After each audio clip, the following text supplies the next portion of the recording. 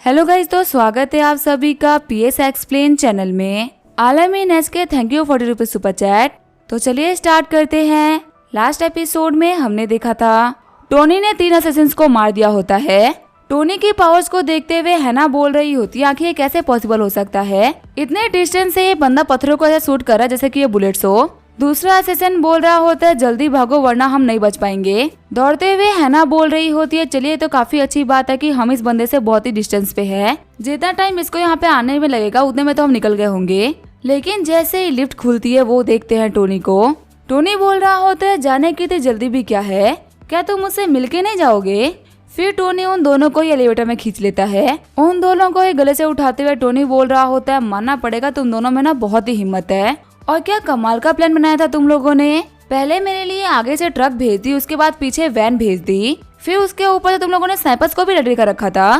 तुमने जैसे मुझे मारने का ट्राई किया है ना, उससे पता चल रहा है कि तुम लोग को बहुत ही मोटी रकम मिली है। तो फिर चलो मुझे फटाफट से अच्छे बच्चों की तरह बता दो कि तुम्हें भेजने वाला कौन है। देखो मुझे पता है कि तुम लोगों के ना बहुत ही बेकार से रूल्स होते हैं कि तुम लोगों क्लाइंट के बारे में किसी को नहीं बताना, लेकिन मुझे बताओ कि तुम्हें यहाँ पे किसने भेजा है वरना तुम नहीं बचने वाले। तभी जो पहले वाला असिस्टेंट होता है वो अपने जेब से डैगर निकालने का ट्राई करने लगता है। टोनी उसे गर्दन तोड़ते हुए बोल रहा होता है मैंने कहा था ना कि मुझे चालाकी पसंद नहीं है। तुम्हें क्या लगता है तुम्हारे जेब में डैगर है, मुझे इस बात का पता नहीं होगा। देखो लड़की, तुम्हारे टीम के 4 लोग मारे जा चुके हैं और उन सभी का ना सेम रीजन था कि वो चारों के चारों लोग स्ट्रगल कर रहे थे। अगर उनमें से किसी ने भी मेरे क्वेश्चन का आंसर कर दिया होता ना तो वो लोग बच गए होते। देखो मुझे तुम्हारे साथ में छोटे मोटे गेम नहीं खेलने, क्योंकि मुझे पता है कि तुम इसके काबिल नहीं हो। हैना सोच रही होती है ये बंदा तो बहुत ही खतरनाक है, इसने सच में काफी इजीली मेरी पूरी की पूरी टीम को खत्म कर दिया। रूस गए भाड़ में, अगर मैंने इस बंदे को आंसर नहीं करा ना तो ये पक्का से मुझे यहाँ पे मार डालेगा। हैना बोल रही होती है रुको मैं तुम्हें सबको बताने के लिए तैयार हूँ, प्लीज मुझे मत मारना, तुम्हारे हर एक क्वेश्चन का ना आंसर मेरे पास में है। टोनी उसको छोड़ते हुए बोल रहा होता है लड़की तुम तो सच में बहुत ही स्मार्ट हो। चलो फिर ठीक है, मुझे फटाफट से बता दो कि तुम्हें यहाँ पे किसने भेजा है और तुम मुझे क्यों मारना चाहते हो। हैना बोल रही होती है अगर मैं सच बोलूं तो मुझे नहीं पता कि तुम्हें कौन मारना चाहता है। हम लोगों ने तुम्हें मारने का मिशन ना डार्क वेब से लिया था। डार्क वेब पे एक सिस्टम होता है जहाँ पे हम एक बंदे के नाम पे बाउंड्री चढ़ा सकते हैं, और जो बाउंड्री चढ़ाने वाला बंदा होता है ना वो बिल्कुल ही अननोन होता है। जिस भी असिस्टेंट ग्रुप को डील पसंद आती है ना वो उस बंदे को मारने के लिए आगे जाते हैं। परसों हम लोगों ने देखा था कि तुम्हारे नाम पे $200 मिलियन की बाउंड्री थी, और यही रीजन है कि हम तुम्हें यहाँ पे मारने के लिए आए, वरना हम तो तुम्हें जानते भी नहीं है। टोनी बोल रहा होता है क्या मेरे नाम पे कोई 200 मिलियन देने के लिए तैयार है। मानना पड़ेगा ये बंदा ना बहुत ही अच्छा ऑफर दे रहा है, जिससे कि काफी सारे लोग अट्रैक्ट हो जाए मुझे मारने के लिए। हैना बोल रही होती है देखो मुझे पता है कि मैंने बहुत ही बड़ी गलती करी है, पर मैं अपनी इस गलती को सुधारने के लिए ना कुछ भी कर सकती हूँ, बस तुम प्लीज मुझे मत मारना। अगर तुम चाहोगे तो मैं तुम्हारी लॉयल डॉग बन के भी रह सकती हूँ, जैसा तुम बोलोगे मैं वैसा ही करूंगी। टोनी बोल रहा होता है देखो डॉग की बात करना छोड़ो, फिलहाल मुझे डार्क वेब के बारे में बात करनी है, क्योंकि अगर मुझे कोई मारने के पीछे पड़ा हुआ है तो तुम्हारे मरने के बाद में तो पक्का मुझे मारने का ट्राई करेगा ना। हैना बता रही होती है जो डार्क वेब है ना वो वर्ल्ड की लार्जेस्ट असेसिन वेबसाइट है। जो नॉर्मल लोग इंटरनेट को यूज करते हैं ना वो सिर्फ 2% है, इसमें हर एक बड़ी बड़ी कंपनी इंक्लूड हो जाती है। वहीं जो रियल इंटरनेट है वो है डार्क वेब। इसमें तुम किसी को मरवाने के लिए असेसिन्स को हायर कर सकते हो या फिर किसी को किडनैप करके टॉर्चर भी करवा सकते हो, और अगर तुम्हें पसंद हो ना तो तुम बहुत ही खतरनाक वीडियोस भी देख सकते हो। वो हर एक काम जो कि तुम इंटरनेट पे नहीं कर पाते ना वो तुम डार्क वेब पे कर सकते हो। टोनी बोल रहा होता है क्या मैं ट्रैक कर सकता हूँ कि मुझे कौन मरवाना चाहता है, और तुमने तो मेरे यहाँ पे मिशन लिया, तुम तो ये काम कर ही सकती होगी ना। हैना बोल रही होती है नहीं, लेकिन अगर मुझे ट्रैप करना है ना तो उसकी एक शर्त है जिसको मुझे पहले फुलफिल करना होगा। टोनी बोल रहा होता है कैसी कंडीशन को फुलफिल करना है। तभी हैना बोल रही होती है तुम्हारे मरने के बाद में जब क्लाइंट की तरफ से पेमेंट आएगी ना तो मुझे पता चल जाएगा कि आखिर मुझे पेमेंट भेजने वाला कौन है। फिर जो टोनी होता है वो हैना के डैगर को पकड़ लेता है। टोनी बोल रहा होता है तुमने जीने का आखिरी मौका गंवा दिया, चलो ये तो बहुत ही अच्छी बात है, तुम्हारी टीम वालों से तुम्हारी मुलाकात जल्दी ही हो जाएगी। टोनी की स्किल्स को देखते हुए हैना एकदम घबरा गई होती है। हैना बोल रही होती है पहली बार है जब कोई इतने क्लोज रेंज से मेरे डैगर को रोक पाया है। टोनी बोल रहा होता है तुम्हें पता है जिंदगी ना हर एक इंसान को एक मौका देती है, मैंने भी तुम्हें दिया था, लेकिन तुमने इसको अप्रिशिएट नहीं किया बल्कि इसको लात मार दिया। अब तुम्हें पता है तुम्हारे साथ में क्या होगा। चलो नहीं पता तो मैं तुम्हें बता देता हूँ। ये बोलते हुए टोनी हैना को मार देता है। सीन चेंज होता है, मैं तियानमेन के फिल्म सिटी का सीन दिखाया जाता है। वांग बोल रही होती है बदर आप तो घर से बहुत ही पहले निकल गए थे ना, तो फिर आपको यहाँ पे आने में टाइम कैसे लग गया। आपको पता है अभी ना शूट स्टार्ट ही होने वाला है, मैं तो एकदम नर्वस हो गई थी कि मैं पहली बार एक्टिंग करने वाली हूँ, पता नहीं मैं कैसी एक्टिंग करूंगी। और जब मैं आपसे एडवाइस मांगने के लिए आपको ढूंढ रही थी ना, तब आप मुझे कहीं भी नहीं मिल रहे थे। आखिर क्या हुआ था रास्ते में? आपको यहाँ पे आने में टाइम कैसे लग गया? टोनी बोल रहा होता है, वांग मुझे माफ करना, तुम्हें पता है जिस ब्रिज से मैं आ रहा था ना, वहाँ पे एक कार एक्सीडेंट हो गया था। इसी वजह से जो पूरा का पूरा ब्रिज था वो ब्लॉक हो गया। पहले तो आधे घंटे तक मैं ट्रैफिक में फंसा रहा। पता है, दो बहुत ही बेकार ड्राइवर्स थे, एक ट्रक वाला और एक वैन वाला। उन्हीं दोनों के बीच में एक्सीडेंट हुआ था। फिर वहाँ पे हेलीकॉप्टर आई और मैं उस ट्रैफिक से बाहर निकल पाया। इस सब के चक्कर में ना मुझे यहाँ पे आने में आधा घंटा लेट हो गया। वह तुम्हें पता है हमारी कंट्री में ना आजकल बहुत सारे ऐसे लोग हो गए जो कि लॉ को बिल्कुल ही फॉलो नहीं करते। लेकिन हम तो वैसे नहीं है ना, हम तो लॉज को मानते हुए चलते हैं। एक अच्छे सिटीजन का यह फर्ज होता है कि जो लॉ को ब्रेक करता है उसे ब्रेक कर दो। और वैसे ही कुछ लोगों को ब्रेक करने में थोड़ा सा टाइम लग गया। वांग बोल रही होती है, बदर मुझे और झीलू को ना कल शंघाई वापस जाना होगा। हम लोग को यहाँ पे आए हुए कुछ वीक हो चुके हैं और फ्रिक्वेंटली छुट्टी मारने की वजह से ना हमारी छुट्टियां खत्म हो गई थी। काफी दिनों से ना टीचर का कॉल आ रहा है और हमें बार बार आने के लिए बोल रहे हैं। उन्होंने हमसे बोला है कि अगर हम अभी भी स्कूल नहीं आए ना तो हो सकता है कि हमारी अटेंडेंस कम पड़ जाए और हम एग्जाम में ना बैठ पाए। वो हमारी स्टडीज को लेके बहुत ही कंसर्न है और मुझे भी लग रहा है कि हम लोग को वापस जाना चाहिए। टोनी बोल रहा होता है, हाँ अगर एजुकेशन की बात है ना तो तुम लोग को जाना ही चाहिए।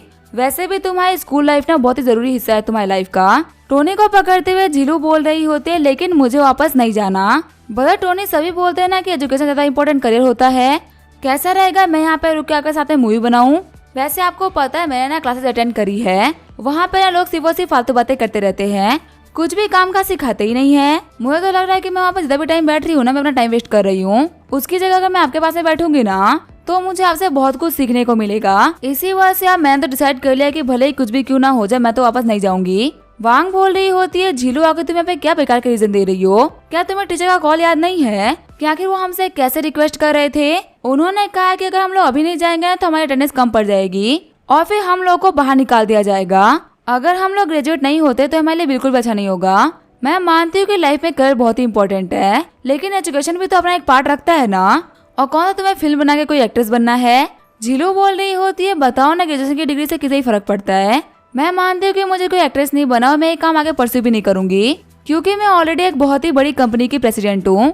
पर तुम्हें बताओ क्या कौन से ऐसे कॉलेज की डिग्री है जो कि हम लोग एक बिलियनर प्रेसिडेंट बना सकती है? जब मैं ऑलरेडी वो बन चुकी हूँ तो मुझे डिग्री की क्या जरूरत है? वांग बोल रही होती है, बदर ये तो मेरी बात नहीं मानने वाली। अब एक काम करिए, आप इसको समझाइए। टोनी बोल रहा होता है, झीलू मेरी बात को मानो, तुम्हें स्कूल वापस जाना चाहिए। मैंने तुम्हारे और वांग के लिए ना प्लान रेडी करवा दिया है, अब तुम दोनों वापस जा रही हो।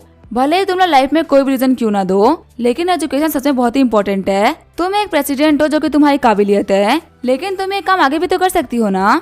एजुकेशन का ना अपना एक टाइम होता है। अभी तुम्हारा टाइम है पढ़ने का और मजे करने का। अगर तुम अभी इस टाइम को स्किप कर दोगी ना तो तुम्हें बाद में पक्का से बहुत ही रिग्रेट होगा। मैंने अपने कॉलेज के फर्स्ट ईयर में ना बहुत ही एंजॉय किया था, फिर कुछ गलतियों के पीछे और कुछ लोगों के पीछे मैंने अपने कॉलेज का बहुत सारा टाइम बर्बाद कर दिया और उस चीज का रिग्रेट मुझे आज भी है। मैं शायद से उस टाइम को ना बहुत ही एंजॉय कर सकता था। अभी तुम्हें लग रहा है ना कि जो चीजें बहुत ही इंपॉर्टेंट है, वक्त बीतने के बाद में तुम्हें लगा कि इतनी भी इम्पोर्टेंट नहीं थी। इसी वजह से मेरी बात मानो और तुम वापस चली जाओ। टोनी सोच रहा होता है कोई तो है जो कि मुझे मरवाने का ट्राई कर रहा है, और ऐसे में किसी का भी मेरे साथ में रहना बिल्कुल भी सेफ नहीं रहेगा।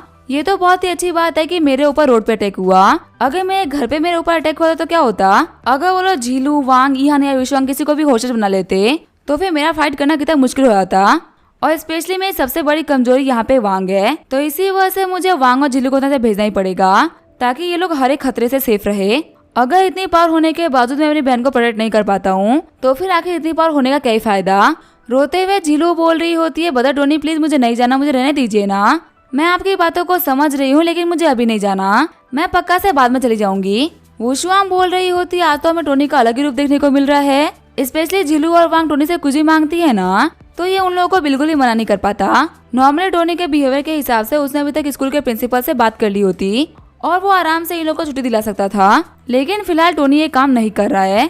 ये दिन भर तो इन लड़कियों को बिगाड़ने का काम करता रहता है। ये लड़कियां जो भी टोनी से मांगती है ना ये सब उनको दे देता है, पर आज ये इन लोगों को क्लियरली मना कर रहा है और इन लोगों की बात को समझने के लिए तैयार भी नहीं है। ईहान बोल रही होती है, हाँ तुम बोल तो सही रही हो, ये चीज ना बिल्कुल ही अनयूजुअल है, टोनी तो कभी ऐसा बिहेव नहीं करता। तभी टोनी उन लोगों के पास में आते हुए बोल रहा होता है, मिस किन और मिसी, आप लोगों को ना शंघाई वापस चला जाना चाहिए। आप लोगों के लिए यहाँ पे तो लंबे टाइम तक रहना बिल्कुल भी सही रहेगा। वुशुआंग बोल रही होती है, देखो टोनी जितना बड़ा तुम्हारा घर है ना उतना ही छोटा तुम्हारा दिल भी है। इतने बड़े मेंशन के अंदर अगर 2 लोग रह रहे हैं तो तुम्हें क्या दिक्कत है? और ऊपर से ना हम अपनी मर्जी से यहाँ से जाएंगे। क्योंकि हम तुम्हें यहाँ पे रहने का रेंट पे कर रहे हैं, तुम हमसे यहाँ जाने के लिए नहीं बोल सकते। तभी वो देखते हैं कि सामने वाली रोड से बहुत सारी पुलिस की गाड़ियां गुजर रही होती है। झीलू बोल रही होती है, लगता है ना कि कुछ बहुत ही बड़ा हुआ है, आखिर ये सारी पुलिस की गाड़ी यहाँ पे क्या कर रही है। टोनी सोच रहा होता है, लगता है ये लोग क्राइम सीन से वापस लौट रहे हैं। वहीं ईहान का बॉडीगार्ड बोल रहा होता है, मिस आपको पता है कुछ ना बहुत ही बुरा हुआ है। ईहान बोल रही होती है, सस्पेंस क्रिएट मत करो और तुझे से बताओ क्या हुआ है। ईहान का बॉडीगार्ड बोल रहा होता है, आपको पता है यहाँ पे जो पास वाली ब्रिज है ना, उसके ऊपर बहुत ही खतरनाक सा एक्सीडेंट हुआ है और उस एक्सीडेंट के अंदर ना 2 फॉरेनर्स मारे भी गए। पहले तो सभी को लग रहा था कि वो फॉरेनर्स नॉर्मल टूरिस्ट है, लेकिन उनको चेक करने के बाद में पता चला कि उनके पास में फायर आर्म्स और डैगर्स भी थे। फिर जब उनके आइडेंटिटी कार्ड को चेक किया गया ना, तो वो सारे के सारे ही फेक थे। सारी चीजों को देखते हुए पुलिस का मानना था ना कि शायद से वो इंटरनेशनल असिस्टेंट थे, जो कि यहाँ पे तियानमेन सिटी के अंदर किसी को असैसिनेट करने के लिए आए हैं। आपको पता ना कि अभी तियानमेन सिटी के अंदर 3 से ज्यादा पावरफुल लोग एक ही घर में रह रहे हैं। ऊपर से आप दोनों के ऊपर रिसेंटली ऐसा अटैक हुआ था। वुशुआंग और ईहान सोच रहे होते हैं, क्या इंटरनेशनल असेसिन्स, क्या लास्ट टाइम की तरह ये वाले जो असेसिन है वो भी हमारे पीछे ही है। बॉडीगार्ड बोल रहा होता है, हाँ एक और चीज है जो कि बहुत ही अजीब हुई है, मैं ना उसके बारे में आपको बताना भूल गया। इन असेसिन में से ना एक बंदा एक बिल्डिंग पे खड़ा था और उसको ना एक स्टोन का यूज करते हुए मार दिया गया है। उसकी मौत इतनी अजीब है ना कि पुलिस को समझ में ही नहीं आ रहा कि आखिर एक छोटे से पत्थर से उसके सर के अंदर होल कैसे हो सकता है। एक पत्थर को इतने फोर्स से फेंकना कि जैसे कि वो बुलेट हो, ये तो बिल्कुल ही इम्पॉसिबल है। इन चीजों को लेके पुलिस अभी भी वहाँ पे इन्वेस्टिगेट कर रही है। शॉक्ड होते हुए वुशुआंग और ईहान बोल रही होती है, क्या एक पत्थर से सर में होल कर दिया, ये चीज तो हम लोगों ने पहले भी देख रखी है। वुशुआंग बोल रही होती है, हमें पता है कि पूरी सिटी में ना सिर्फ एक ही बंदा है जो कि ये काम कर सकता है और वो है हमारा टोनी। क्या उन असिस्ट से डील करने में टोनी हमारी हेल्प कर रहा है? शायद से टोनी को ना उनके आने के बारे में पहले ही पता चल गया होगा, इसी वजह से इसने बिना किसी को बताए उन लोगों को खत्म कर दिया। ईहान बोल रही होती है, इंसिडेंट को देख के लग रहा है कि वो हमारी हेल्प कर रहा है। वुशुआंग बोल रही होती है, अब मुझे समझ आया कि टोनी वापस आने के बाद से सभी को शंघाई जाने के लिए क्यों बोल रहा है।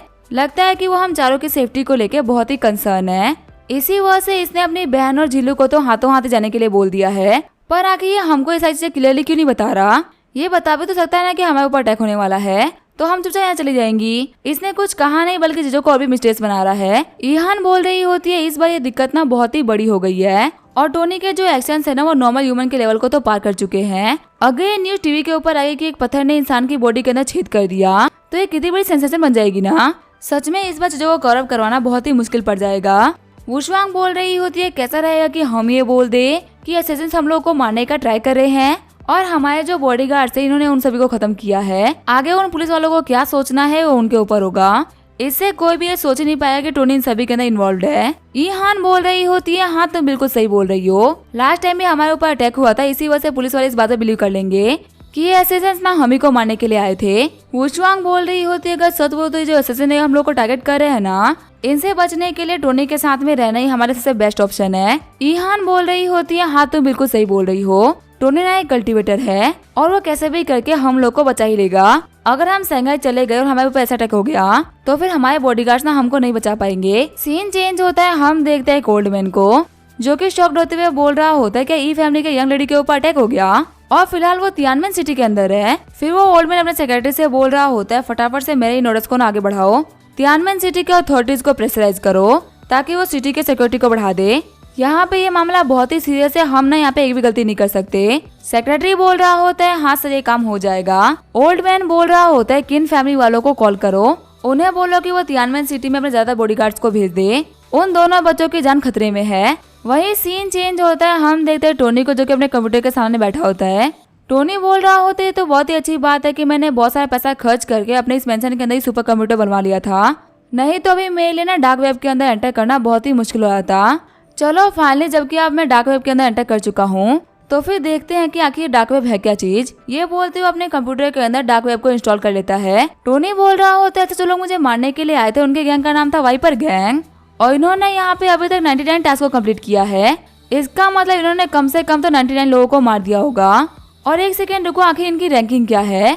ये ग्लोबली 36 रैंक पे थे, इसका मतलब कि ये तो बहुत ही टॉप टाइप के असैसिन होंगे।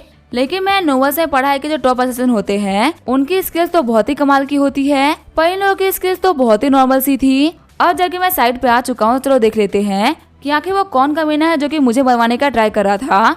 मुझे बाउंड्री लिस्ट को चेक करना चाहिए। वो लड़की बोल रही थी कि मेरे नाम की बाउंड्री दी गई है। फाइनली मुझे मेरे नाम की बाउंड्री मिल भी गई। वो लड़की बिल्कुल सच बोल रही थी, मेरे नाम पे 200 मिलियन की बाउंटी है। अब इसका क्या होगा हम देंगे नेक्स्ट एपिसोड में। तब तक के लिए वीडियो देखने के लिए थैंक यू।